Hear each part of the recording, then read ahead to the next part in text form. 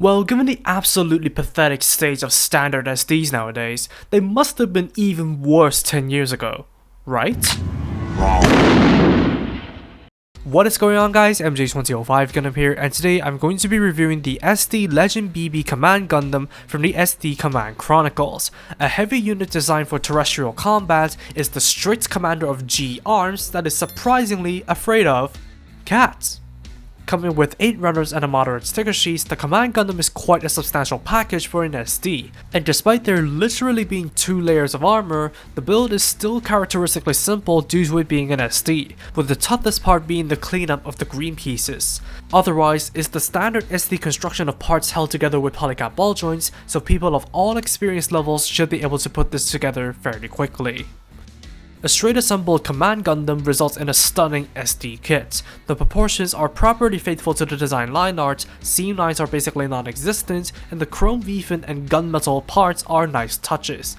Color separation is fantastic as well, with stickers only being used on the eyes, rear head camera, sensors on the target scope and grenades, the black recesses on the helmet and chest armor, the red around the chevron, and the optional G-Arms logo on the helmet. Additionally, the helmets can detach for you to rearrange the eyepiece for a second eye option, but you only have enough room to use 2, so choose carefully.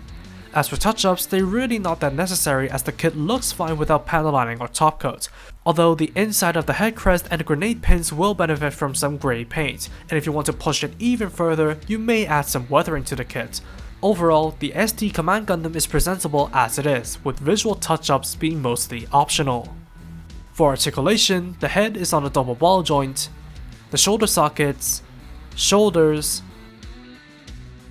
biceps, and wrists are ball jointed, while the elbows can bend minutely. The waist is on a ball joint, and the legs and feet are also on ball joints. Finally, the Vulcan pod and missile launcher are both on various ball joints, while the smoke dischargers can rotate.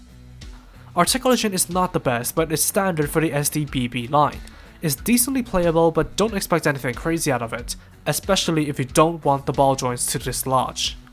In terms of accessories, the Command has a pair of holding and open hands for a variety of poses, the right open hand especially, possessing a peg for the Command Gundam to hold onto a pineapple ball, or in King's English, the grenades. Moving on, besides the mounted missile launcher and Vulcan pods, the Command is equipped with the laser machine gun and heavy machine cannon. Both of the weapons slide into the hand, but while the machine gun doesn't do much, the machine cannon features a rearranging handle, which can be moved to the back before an optional stabilizer plugs in for the heavy machine cannon turret mode. For melee, a combat knife is provided. Besides sliding into the hands for use, or into the basket for storage, it can also be mounted onto the machine gun to function as a bayonet. Speaking of combining, by rearranging the weapons and backpack parts and utilizing various hardpoints, they can be combined into the Mega Launcher.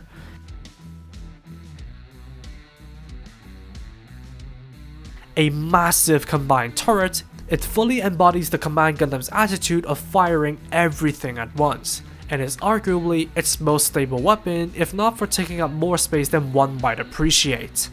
Lastly, the head, chest, shoulder, waist, leg, and ankle armor, as well as the backpack can be purged for the Command Gundam's light armor mode, known as the Frame Gundam.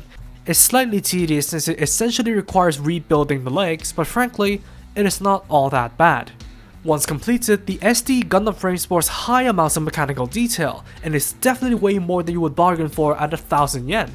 I mean, the clear piece for the eyes, the gold details, and the silver for the pistons, and oh wait, wrong kit. The SD Frame Gundam is exactly what you would expect from an SD light armor mode. Simplistic, slightly goofy, and a bit bland without the extra accents save for the extra chevron sticker on the crotch. It doesn't look all that exciting really, but I guess it's a fair representation of a more casual Command Gundam.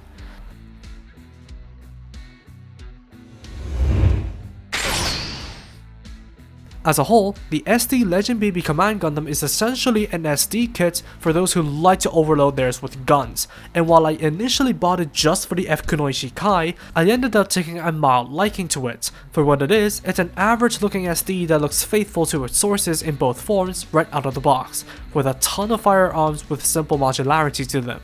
Although the biggest frustration is with the structural stability, which then makes the posing experience terrible with the heavy weapons, and was what deterred me from buying standard SD kits back in the day to begin with. Overall, I think as a standalone, it is a good enough kit for the fans if you can put up with and fix the stability issues. However, if you're buying it as a complementary piece, it's good enough to say, why not? And that's all for me. Thank you for watching, drop a like and comment if you did enjoy the video, subscribe for more content like this, and feel free to follow me on social media with the links down below. That said, take it easy, stay safe, and I'll see you all in the next video. Peace out guys, bye bye.